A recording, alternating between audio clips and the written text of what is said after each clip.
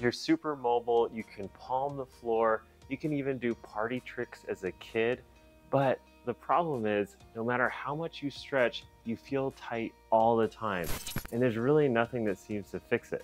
The problem is that you've blown through passive restraints of your ligaments and your muscles to allow your body to go through those extreme ranges of motion.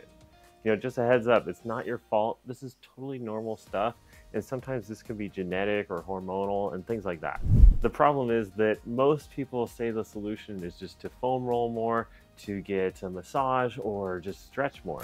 Your body is just fighting to get that stability back by tensing up all your muscles because it doesn't have that passive restraint of those muscles having some tone.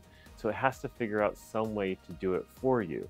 And sometimes that can come with some psychological changes too, where you feel like you're always stressed out because your body is basically in a position that it might get injured at any moment. How can you tell if you have this problem? Well, if you can palm the floor and you've done some crazy tricks with mobility, or maybe you're into yoga and stretching all the time, but you can't do this test. Set up on your side with your head in line with your spine, your hips and shoulders stacked, and then bring your leg up just a little bit. Bring it all the way back. We want to get this leg in line with the rest of the body without moving through the spine. And then keeping your hips stacked, bring your leg down without letting your hips go down or your leg come forward. And then see what mobility you have without any extra movement through the hips or through the spine.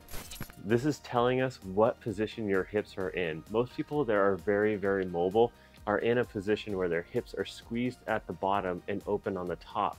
And this is a position that really allows us to get into the bottom of a squat really low or be able to touch your toes, but doesn't allow us to create force as we come up. And that might be something that you struggle with, is you can get down to the bottom of the squat, but you can't come up because that requires your hips to do this. If your hips are stuck like this, you won't be able to do the test that I showed you earlier. But to be honest, some people are going to be able to do that test, and that means that really you're taking it a next step further, and you might be bringing the ball out of the socket on the hip here.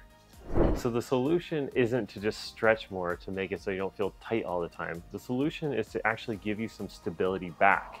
The main two muscles that we want to get stability back in are the inner thighs and the hamstrings. These are the two that tend to be the weakest and the most stretched out as far as what I've seen in my clients. Start off with this drill here. Just grab a yoga block or something to lift your leg up a little bit. You're going to set up on your side with that top leg on that yoga block, and then you're going to be in this side plank type position. Your hips are going to be at 90 degrees.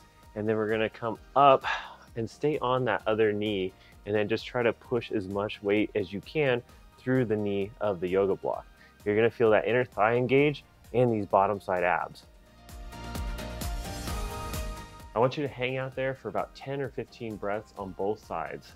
After you've gotten those inner thighs woken up, I want you to set up like this and do a split squat. Just take a band and put it around your knee like this.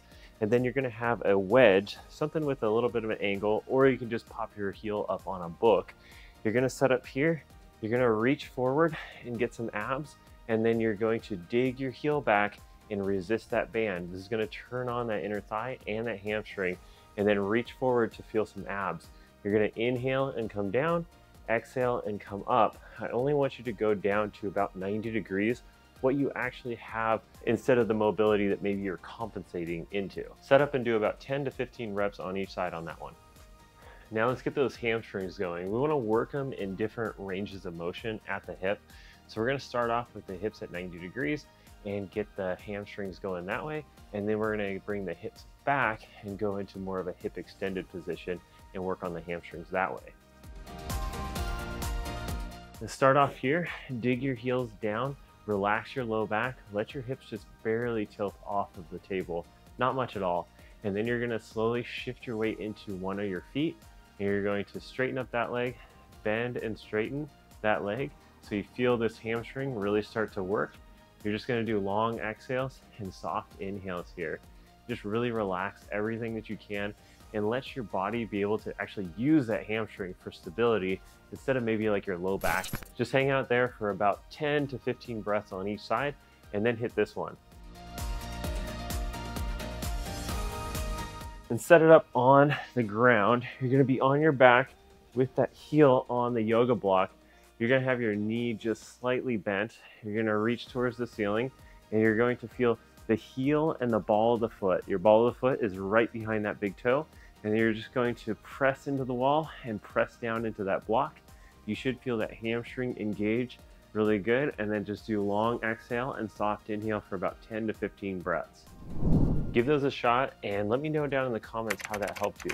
The way that you're going to know that you're getting progress is actually if your mobility gets worse. So if you can't palm the floor anymore, and instead you're just able to touch the floor with your fingertips, then that means you've actually gotten better. You're probably gonna notice that your low back's not tight all the time, and you don't feel quite as stressed out all the time. These are really huge changes. It can be life-changing for people who have this issue.